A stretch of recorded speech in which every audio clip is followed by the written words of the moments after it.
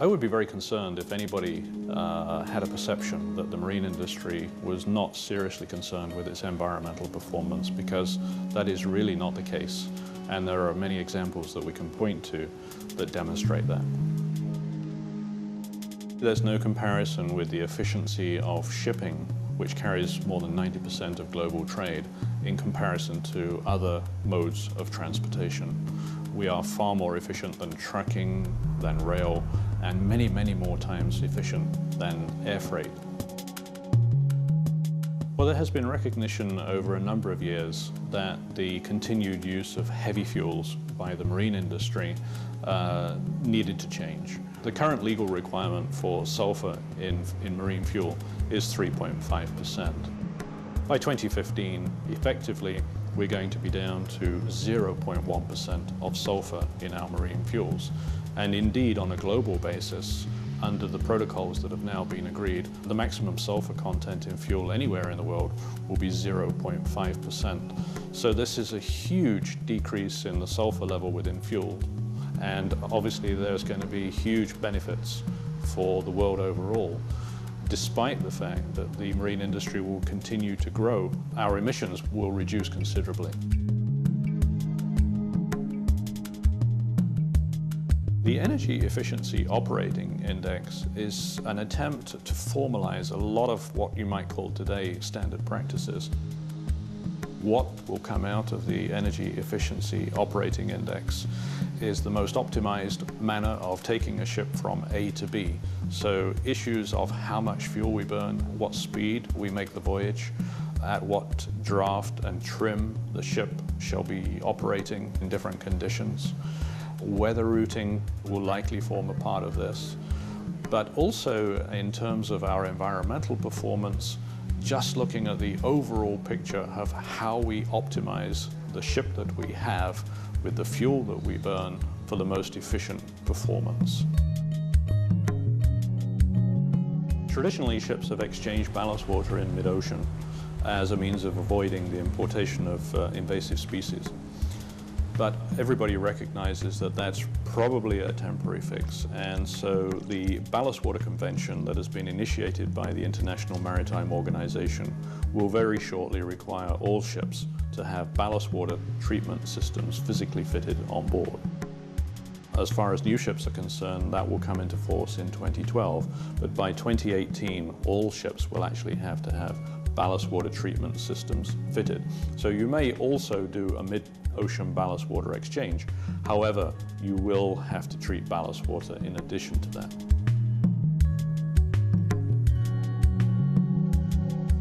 It's obvious that being at Deltaport, we live in probably one of the most beautiful places in the world, and the environment is something that we take very seriously. Personally, I'm part of a DCLC third berth expansion committee that deals with concerns of the citizens that live locally around us, and we meet to work with them to make sure that things are being addressed. We put a lot of focus on our relationship with the communities around us. We border 16 municipalities throughout the Lower Mainland and 14 First Nations. So we have a lot of focus on linking to the communities. We have community groups that we've established in many areas of the port's operation, and we're working to continue to establish more so that we have a direct relationship with the community. We can understand better the things that the community has a concern about, and we can also help the community understand better both what the port contributes in terms of trade and also in terms of our investment in the community, and help them understand what we're trying to do to reduce the negative effects that some of the port activity does have on the community around us. And that's a very important part of maintaining our ability to serve the needs of Canada as a whole, while trying to manage and reduce negative impacts in the communities that adjoin us.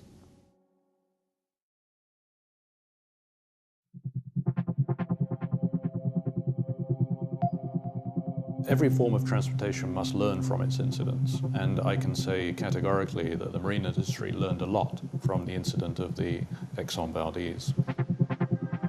So a number of new regimes and protocols came out of that incident by way of the lessons that were learned.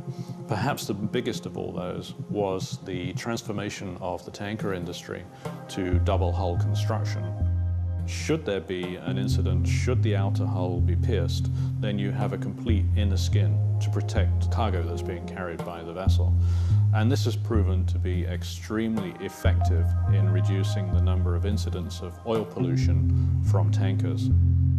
Coming out of learning these lessons and the application of double hull construction in tankers, in combination with a number of other best management practices and crew training, we've seen, despite the increasing volume of oil being transported by sea, we've seen a corresponding reduction in the number of incidents involving oil pollution from tankers.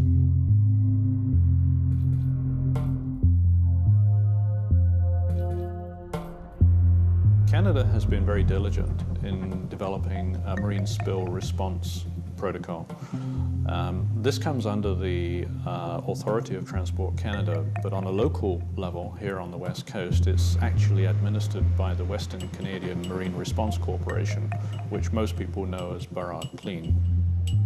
Now, Burrard Clean has a plethora of equipment stationed up and down the coast of British Columbia to respond in the unlikely event of an oil spill. Western Canada Marine Response Corporation, what we do is we're a certified response organization. We're certified by Transport Canada to respond to marine oil spills within the navigable waters of British Columbia. We're certified to 10,000 tons of response capability by Transport Canada.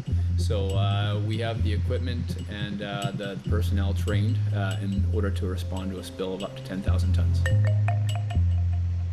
At the Chamber of Shipping, we register all incoming ships to Canadian waters with Burrard Clean. This is something that we administer, is something that we take very seriously. So we have the details of the vessel. We also know what insurance arrangements that particular vessel has. So in the unlikely event of an oil spill, we can use that information to ensure a timely and effective first response.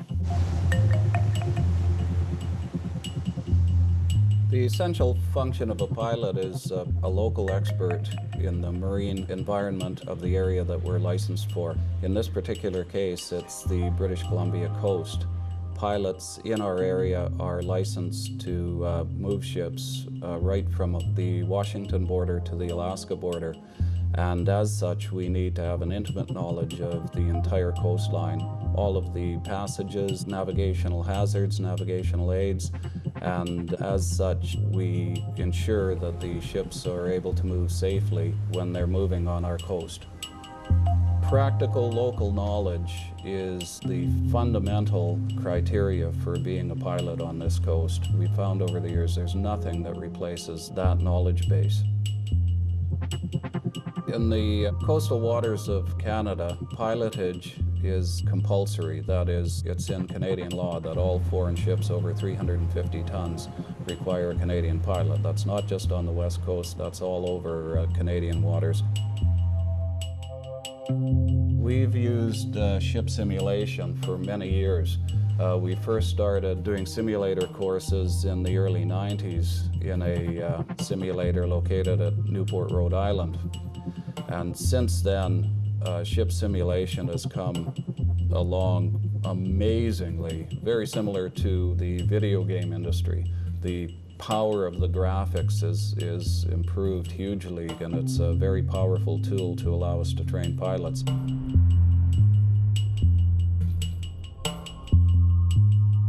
With the Cook Strait, we were moving that one up above what we refer to above second narrows. So there's a couple issues there. First of all, we have a window at second narrows that I have to look at.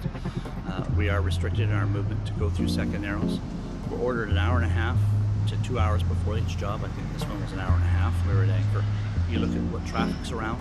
If you've got a ship coming out or in, or somebody going to the narrows at the same time, i.e. first narrows, I look at tides and currents. What am I going to expect? Is my ship loaded? Can I expect anything? Just try to prepare yourself for the job at hand, because not every job's the same. While the jobs are similar, every job's different. So you have to prepare. Once you get on board and you start to discuss, it's called what we call a bridge resource management, or BRM, the pilot master exchange. You'll sit with the captain or discuss with the captain what his draft of his ship is, any handling characteristics that I should be aware of. You're looking to find out if there's been any problems with the vessel, mechanical, navigational. Does he have the correct charts for the voyage? No matter where you're going, you require the correct charts. You'll discuss currents, you'll discuss tides, you'll discuss the berth. After that, the discussion, you get a contact with Vancouver traffic, get clearance to depart your anchorage or your berth, and then you proceed. Once you get underway, it's straight navigation as far as moving the ship.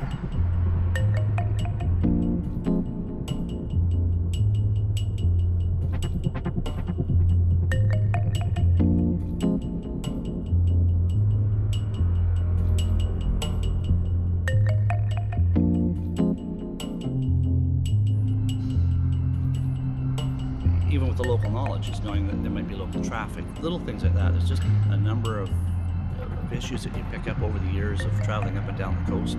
And that's why, for most of us, it takes us as long to become a pilot, because you spend all that time, gathering all that knowledge, going to all the different spots on the coast, and knowing these things. Because these masters, for the most part, other than Vancouver Harbor, if they're going to another part of this coast, if they've been to Vancouver, that's a plus, but they may never have been to these other spots. They're glad to have you.